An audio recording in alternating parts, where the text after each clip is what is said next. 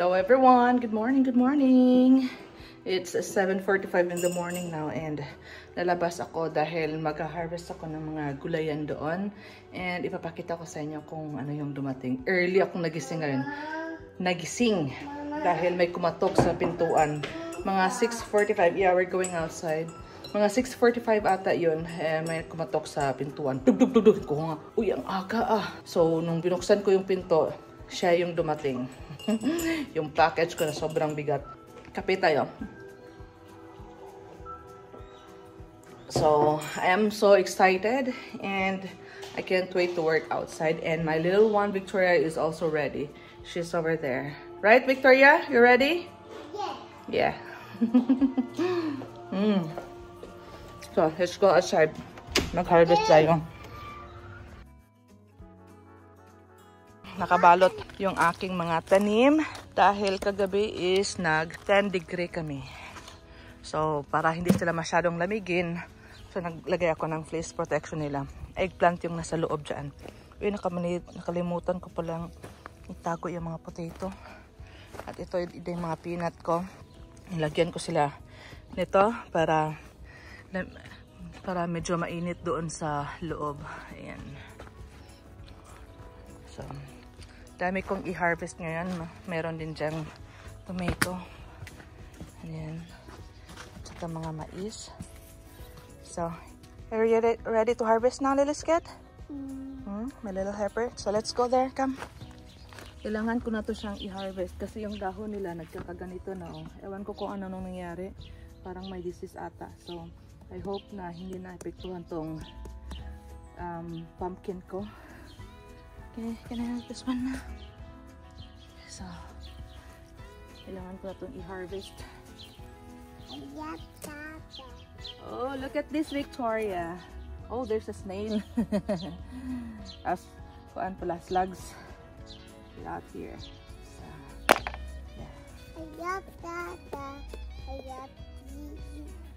So, let's put it here. Yes. Gusto daw niya sa hinba. Yeah.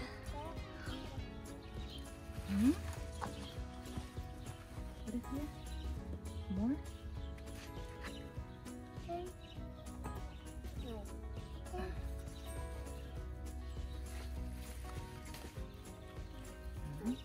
Hey, why did you drop it? Why did you drop this? Just have to remove this one. Mia there? Itu.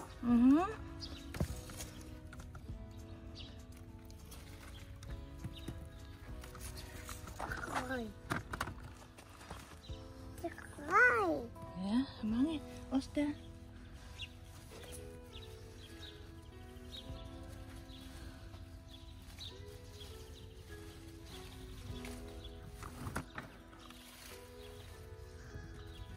Yes. Daddy. Ready? Henba. Huh? Mama henba. Yeah. That's more henba. You like it? Very good.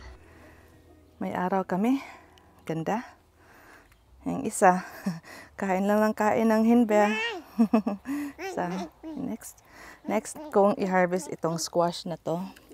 Self-growing to siya. Hindi ko tinanggal. So, ayan. May nagbunga. Mama will also harvest that one. Yeah? So, let's harvest it first. Yes. Yes. Ayan.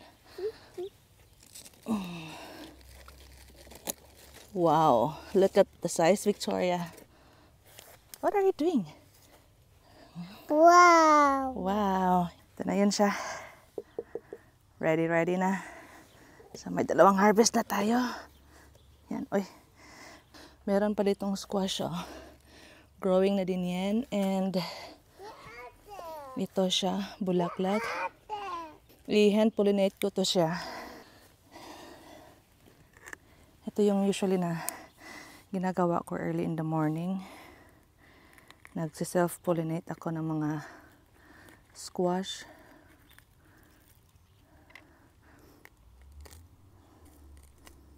Lewa to. Chika, tita. May tagahawak ako ng camera dito. So let's bring it there. I-hand pollinate lang to. See? Mama's doing hand pollination here. Be careful with your feet there. Don't step on Mama's plant, ha? So yan. Brush ko lang yan dyan. And may natira pa. Okay. So, crossing finger na mag-workout yan. Remove ko yung fleece para makaano sila ng fresh air doon sa loob.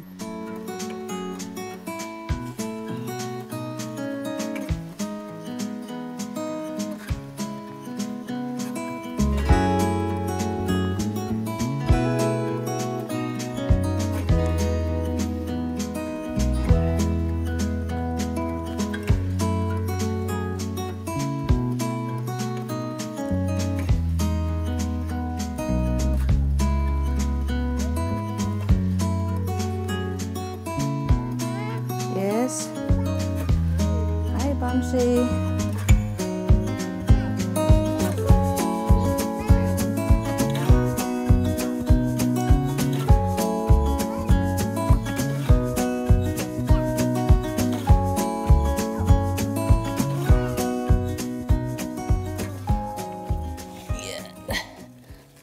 Ito yung aking watermelon plant.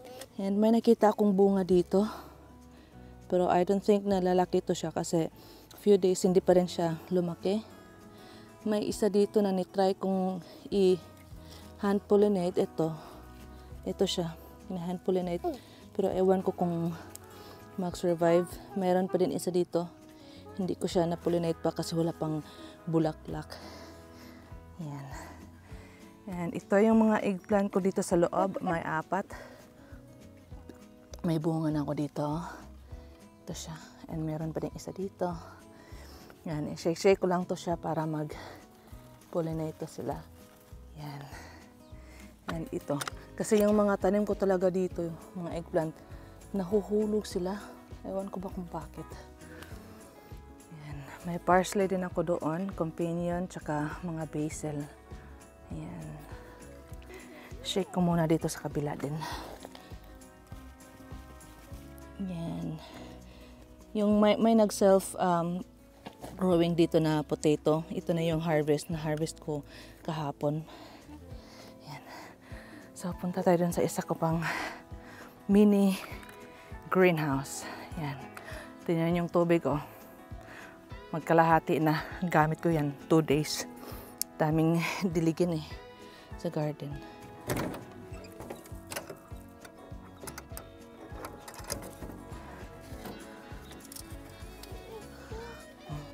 Dito naman sa loob may eggplant. Isang eggplant lang kasi ito lang ang kasya. Oh, see? It's getting bigger na, Victoria. Soon Mama will harvest that one. Yeah? You see that? Ito, yung aking beans sa peas. May ginawa ako dito sa aking peas. Yung main stem niya, ito, kinat ko and tinatry kong mag-grow tong nasa sa sides nila para hindi na ako tatanim. Para sila na yung mag-grow. And so far, naging success siya. Ito, lumaki at napaka-healthy niya. And I think they will producing fruits na parang flower na ata to. So, naging success. Meron pa din banda doon. Ginaya ko din na dito. And the rest is, I think, tatanggalin ko na to sila. May isang bata. Baka yan ililid ko. So, we'll see. And itong mga beans na ko, I will try na hindi sila i-harvest. I mean, i-harvest, gagawin ko dito, yung parang seeds niya, parang gagawa ko ng kidney beans at saka baked beans. So, I will see kung anong mangyari. Itatry ko lang. So, experiment din to. And next, sa akin dito, sa aking broccoli. Ayan. Hindi lahat nagbunga. Ito siya, wala pang bunga. And may iba na rin dito nagbunga. Katulad doon, Hindi mo, yan o. May maliit dyan. And yung aking Brussels sprout, yan. May bunga na yan mga Brussels sprout na yan. May mga maliliit. Wow. Siguro by December makaharvest ako niyan or November. We'll see. And dito banda, mayroon pa rin akong dalawang cabbage, heart cabbage. And yan, i-harvest ko na yan. I think kasi parang ready na siya. Spisa do henbe.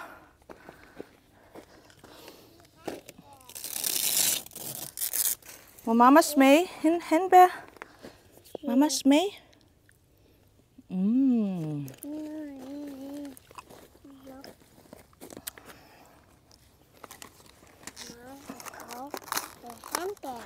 Yeah, I think they're ready na.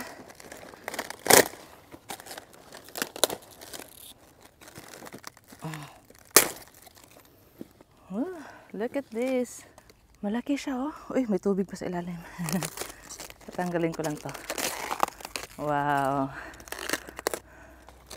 See? Yeah, see? Oh, no more. No more. We can use that one. So, eto na. Maganda yung heart cabbage. Yan. So, we have 3 harvests now, Victoria. And itong broccoli na to, I think I will harvest it also. Because I think they're starting to get flower. So, yan. Okay na ako dito. Tsaka mga side shoot din siya. Kukunin ko to. Kumakain si Alicia nito. Mama? Yes. And later, tatanggalin ko tong mga tanim dito. Tsaka lagay ko sa compost ko. Yan. Pumpkin. Yes. Para hindi ko pa ito makalimutan. Next, punta tayo dito sa tomato. Hi, Sa. Open ko muna tong mini greenhouse ko. Ayan.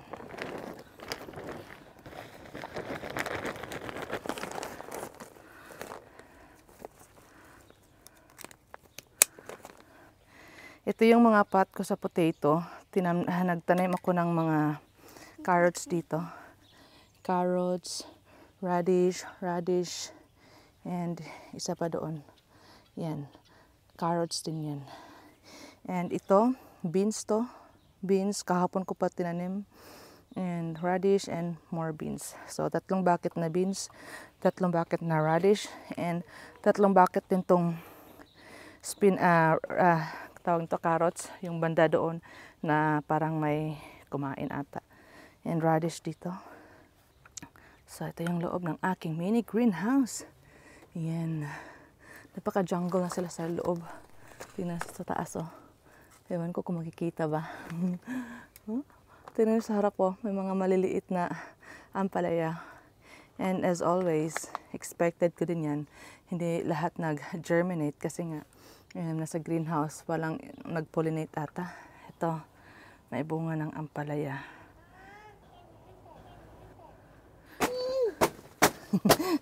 Remedy? Who is it? Yay! Yan. Ito lang nag-curve siya, oh. Hindi ko alam kung ano nangyari. May isa pa din dyan. Hindi ko alam kung gaano ba to kalaki siya or okay na ba to siya. So, we'll see. Ito lang yung unang nag-germinate at lumaki. And may iba na hindi nag-germinate yan. So, tatanggalin ko yan. Meron pa rin doon. Nag-germinate. And nag-worried ako sa aking ampalaya. Kasi yung mga dahon is nag-starting siya mag-yellow. Yan, pataas na siya. Yung sa baba is tinanggal ko na yung dahon. Pero parang umaakyat yung mga, hopefully, hindi yan disease. Baka masisira pati yung mga tanim, di ba? May isa din dito, oh, na lumalaki din. Yan. So, maraming bunga siya actually. And yung aking okra, napakasad. Sad to say. Hey! And yung aking chili. Ayan. Grabe talaga tong bunga yung aking chili dito. Ilang beses na rin kami naka-harvest niyan. And ang aking melon. Ito. Nagtira na lang ako ng 3 para mabilis silang mag-ripe. And ito, yung pinakamaganda talaga, medyo malaki. Tingnan niyo, oh. Mag-ano na siya, oh. Nag-netting na siya. So, we'll wait lang ako. Oh, malapit na siguro to. Mahinog, yan. So, excited na ako. And may isa pa kong okra dito. Yan. May bunga na rin siya. So happy. Kasi pangit talaga yung summer namin, start ng summer. Yeah, shake, shake, shake, shake lang natin para mag-pollinate dito siya, no? So I hope mag-pollinate yan. And yung aking malunggay. Yes. Flute, my. Yeah. Ito yung isang first na ampalaya na tinanim ko dito sa labas. Parang nag-survive siya. I think na-adapt na niyong medyo malamig dito sa labas. Ayan, nag-green na siya ulit. Dati kasi nag-yellow yan siya daan.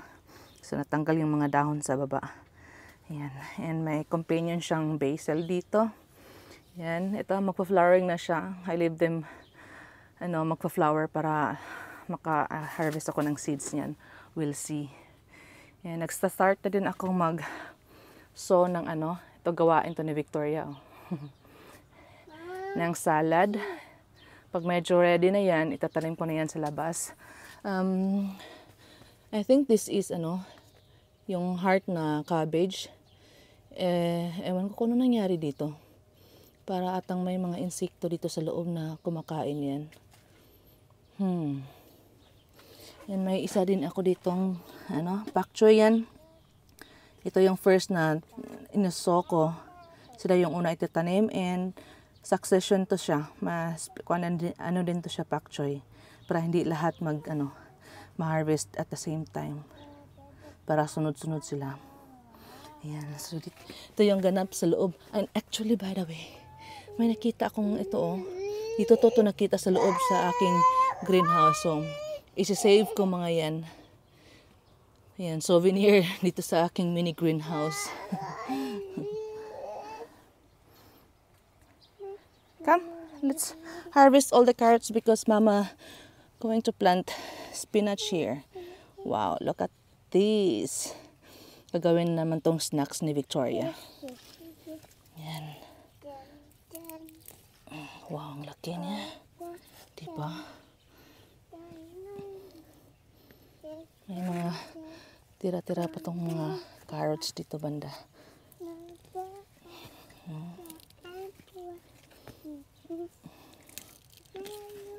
Uy, may twins, oh. Look at langga. They're twins. No more. And more here. Whoa, this big one. Yeah. Stua. Oh. Elle. Yeah, Elle. Yan. Elle salmon. Yeah. Yes.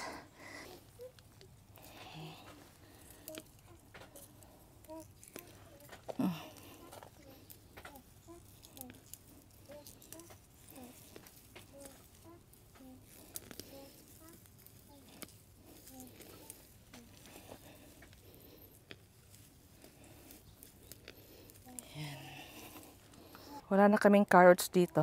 Pero may mga carrots akong natanim doon. For autumn and winter. Ayan. Oh, we have many carrots now. And next is we'll try harvest the tomato. Let's harvest the tomato. Wow. Look at this. Where is your basket? We'll put this in your basket. Ang laki. Ito yung pinakamalaking tomato na harvest ko so far. So I'm happy. Yeah. Where's your basket? Put that in your basket, Ka. Where's your basket with Hinbe? Be careful, don't drop it, okay? Go get your basket, Ka. Ubos na yung raspberries. So dito ko lagay lahat ng mga tomato na ma-harvest ko. Kukunin ko na itong start na mag-yellow. Yan. Parang hirap nito kunin na.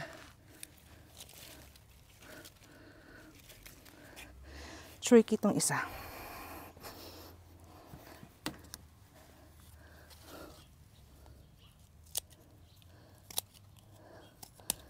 Yan.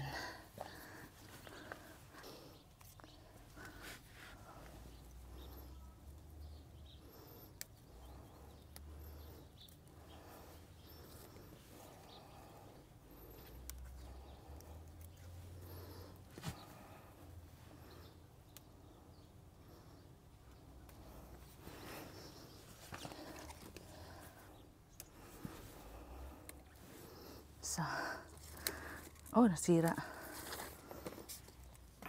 Ang sayang mag-harvest. Ayan. Mga cherry tomato ko to, tsaka strawberry tomato. Sabi nga nila. Ayan. Parang nainitan na ako. Ayan, marami pa tong bunga sila. Ayan. So happy.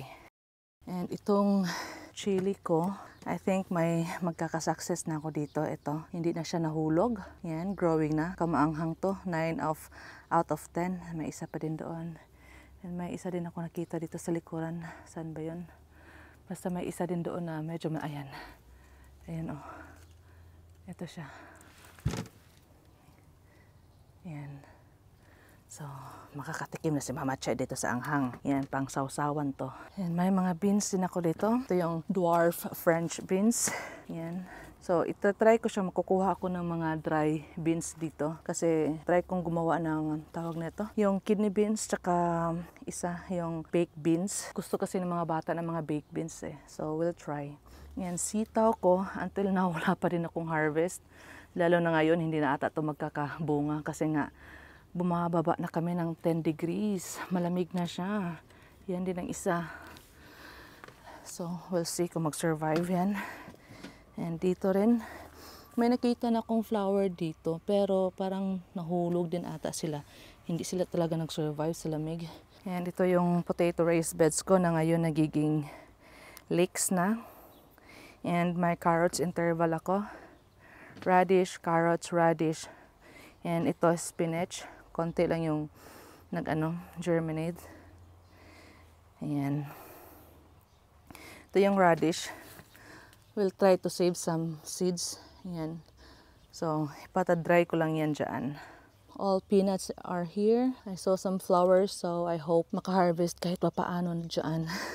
Yung aking Brussels sprout, na-harvest ko na yung ibang pak choy dyan. Nag-stir fry ko nun, sarap. Kaya nagtanim ulit ako ng pak choy para may ma-harvest.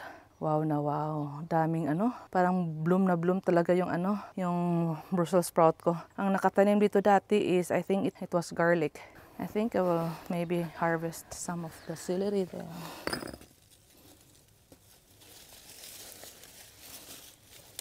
Yeah. This one is ready. I think the celery needs siya shades part. Yung aking cuchillo. Ayan.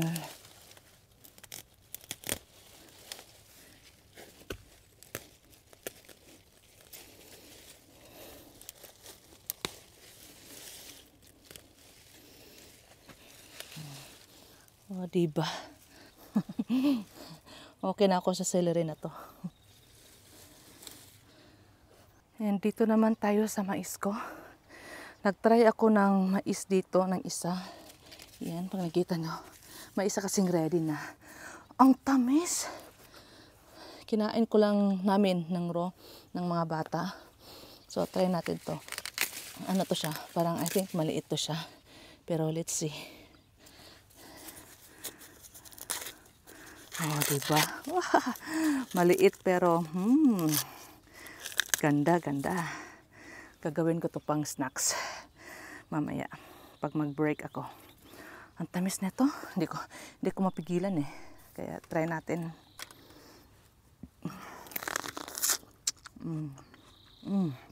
Ang tamis.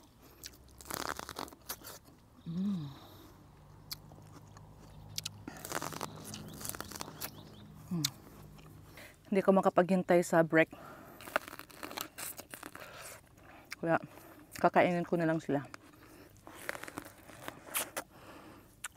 May na-spotted ako isang malaking squash dito. Harvest ko din to.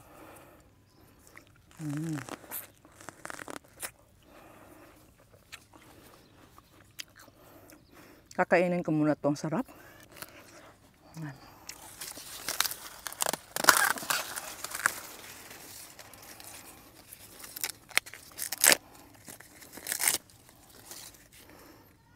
Firm na firm na.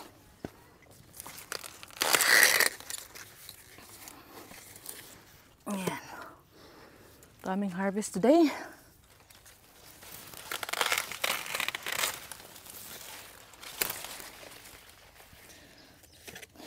Tingnan yung nakikita ko doon. Well, kumakain ako ng mais. Oh, diba? Ang laki. Kita nyo ba yan? Yan. I-harvest ko na rin to. Ang laki.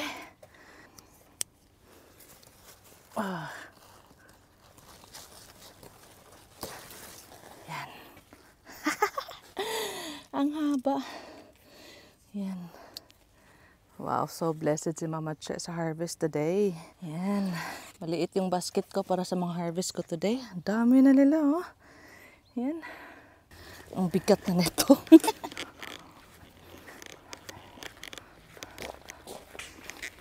May kale pa ako dyan. Later ko na i-harvest para fresh na fresh talaga sila. Yan. Yung okra ko dito, parang nag-survive siya. Pero ewan ko kung magkabunga. Ito yung aking beans. Munggo beans. So, we'll see kung mag-survive ba yan. If hindi, next year I will try inside the greenhouse. So, may space ako dito kaya tinanim ko yung mga tirang leeks. And may carrots din akong tinanim dito banda. Sana hindi ito mahanap ng slugs. Yan. And dito ko sila nilagay sa corner talaga kasi magtira ako ng isang healthy na carrots dyan para sa seeds. And yung mga potato ko dito, dyan banda, ni-harvest ko na sila lahat kahapon. Dahil may ibibuild na ako dito. Ayan. Yung may squash pa pala ako dito. Ayan. And doon pa din. So, soon makaka-harvest na ako niyan. Yan, ililipat ko na yan dyan. So, ito yung pinakahihintay ko, wish ko for many years, like 4 years already. And ito yung gumising sa akin kaninang umaga, 6:40. Buti narinig ko siya. Lakas kasi ng pagkakatok niya sa pintuan glass yung pintuan namin. Kung anong tunog yun, baka yung yung order ko. So, ito is yung aking greenhouse. Diba? Super excited. Hindi na talaga ako nakapaghintay. So, balak ko sana is next year. Pero kasi atat na si Mama Che. Gustong-gusto na talaga. Kaya, nag-order ako ng greenhouse. Ayan. At saka, yun. Ito yung pinaka, ko talaga ngayon. Trabaho. So, I need to install them here kasi may pa siya foundation sa baba na kailangan kong i-install first. And I think I need to buy cement also para strong talaga yung foundation sa ilalim. So, yan. I-move ko na yan. At saka yan dyan kasi dito banda yung aking greenhouse. So, yeah. That's all for today's video. And thank you for watching. And abangan nyo lang yung aking greenhouse. So, excited si Mama Che. Thank you for watching. Bye-bye.